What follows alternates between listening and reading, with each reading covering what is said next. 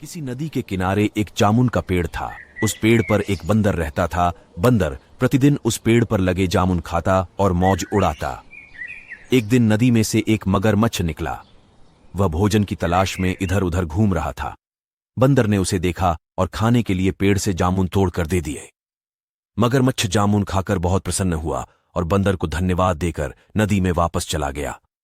दूसरे दिन मगरमच्छ फिर आया और बंदर से बातें करने लगा। दोनों में दोस्ती हो गई। अब बंदर प्रतिदिन मगरमच्छ को जामुन देता और मगरमच्छ बंदर को अपनी पीठ पर बैठाकर नदी की सैर कराता। एक दिन बंदर ने मगरमच्छ को खाने के लिए बहुत सारे जामुन दिए। उन जामुनों में से कुछ तो मगरमच्छ ने खा लिए और कुछ अपनी पत्नी के लिए ले गया।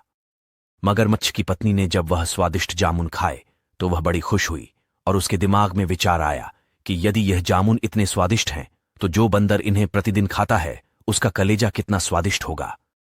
अतः वह अपने पति से बोली कि मुझे बंदर का कलेजा खाना है, आप मुझे लाकर दीजिए। मगरमच्छ ने अपनी पत्नी को बहुत समझाया किंतु उसने अपनी जिद ना छोड़ी। हारकर मगरमच्छ ही बंदर के पास गया और कहने लगा कि उसकी पत्नी उससे मिलना चाहती है, इसीलिए आज वह उसके घर चले और खाना भी वहीं खाए। बंदर अपने मित्र का आग्रह न टाल सका।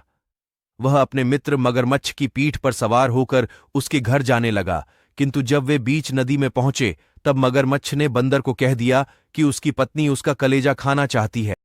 यह बात सुनकर पहले तो बंदर डर गया, फिर उसने साहस से काम लिया।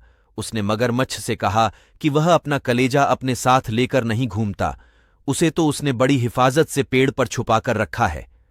यदि वह उसे वापस ले जाए तो वह पेड़ से अपना कलेजा लाकर उसे दे सकता है।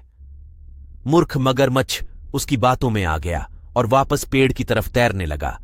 किनारे पर पहुंचते ही बंदर छलांग मारकर पेड़ पर चढ़ गया और मगरमच्छ से बोला, जाओ मूर्ख, अपने घर लौट जाओ। अपनी दुष्ट पत्नी को कहना कि मैंने तुमसे मित्रता तोड़ दी है। इस कहानी से हमें यह शिक्षा मिलती है कि संकट में भी साहस व बुद्धि से काम लेना चाहिए। ऐसी ही रोमांचक भरी कहानी सुनने के लिए आप हमारे चैनल को सब्सक्राइब करें। यह कहानी सुनने के लिए धन्यवाद।